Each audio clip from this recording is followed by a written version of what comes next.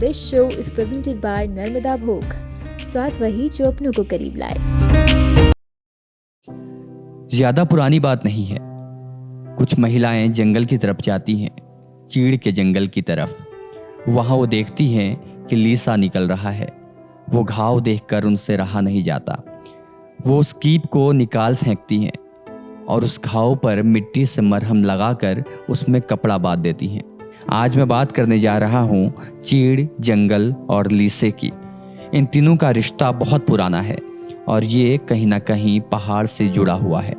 आज हम इस वीडियो पर बात करेंगे कि क्या है लीसा विदोहन, कितना राजस्व ये सरकार को देता है और लीसा निकालने के बाद कितनी हानि पेड़ों को पहुंचती है।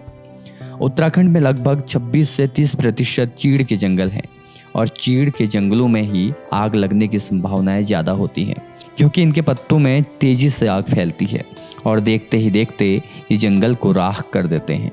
ये रहा चीड़ के पेड़ का नकारात्मक पहलू।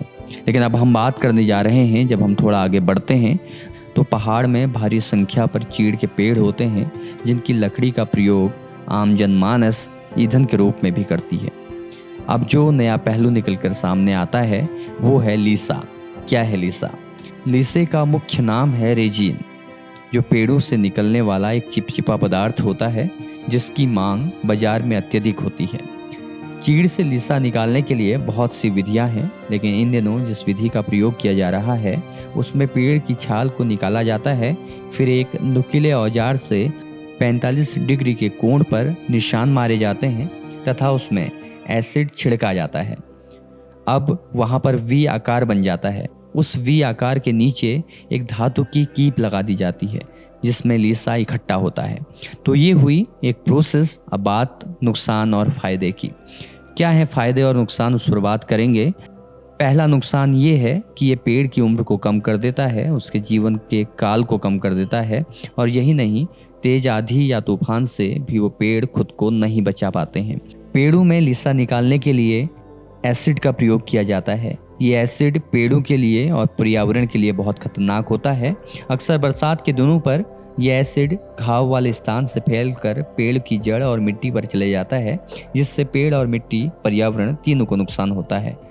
लेकिन वहीं दूसरी तरफ अगर हम बात करें तो लीसे का प्रयोग तारपीन के तेल को बनाने में भी होता है और ये सालाना वन विभाग को 1.5 से 200 करोड़ की आय देता है।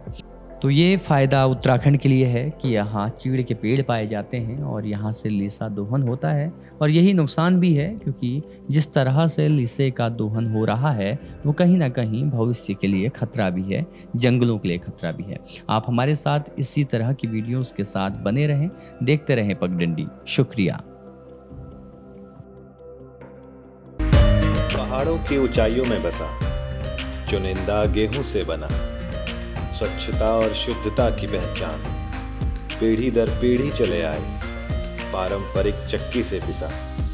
हमारे श्रम का फल है आपके परिवार का भोग। नर्मदा भोग, स्वाद वही जो अपनों को करीब लाए।